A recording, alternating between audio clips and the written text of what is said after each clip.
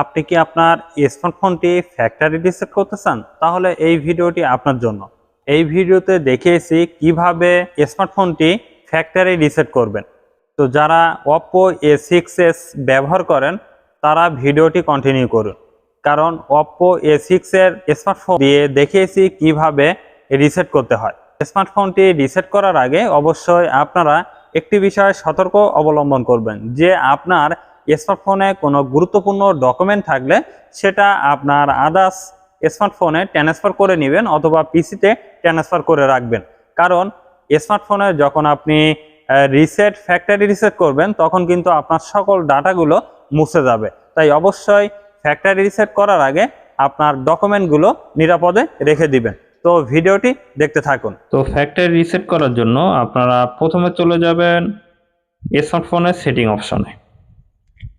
Setting অপশনে প্রবেশ করার পরে আপনাদের এমন ইন্টারফেস শো করবে। তো আপনারা একটু স্ক্রল করে নিচের দিকে আসবেন। আসার পরে আপনারা দেখতে পাবেন যে সিস্টেম অ্যান্ড আপডেট, জাস্ট এখানে একটা ক্লিক করে দিবেন। এখানে ক্লিক করে দেওয়ার পরে আবারও এমন একটি ইন্টারফেস চলে আসবে। এখানে আপনারা দেখতে পাবেন ব্যাকআপ অ্যান্ড রিসেট, জাস্ট এখানে একটা ক্লিক করে দিবেন। আবারও এমন একটি ইন্টারফেস চলে আসবে। তারপর আপনারা এখানে দেখতে পাবেন রিসেট ফোন, জাস্ট এখানে একটা ক্লিক করে দিবেন। এখানে ক্লিক করে দেওয়ার পরে আবারও এমন ইন্টারফেস শো করবে। তো আপনারা এখানে দেখতে পাচ্ছেন erase all data, reset two factory setting, just এখানে ক্লিক করে দিবেন।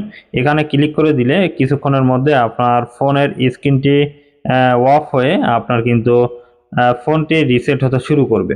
তো আপনারা চাইলে এভাবে কিন্তু আপনার স্মার্টফোনটি রিসেট করতে পারবেন। তো এই ছিল আজকের মতো ভিডিওটি ভালো লাগলে অবশ্যই লাইক, কমেন্ট ও শেয়ার করে দিবেন। দেখা হবে নতুন কোনো এক ভিডিওতে। সে পর্যন্ত সবাই ভালো থাকবেন।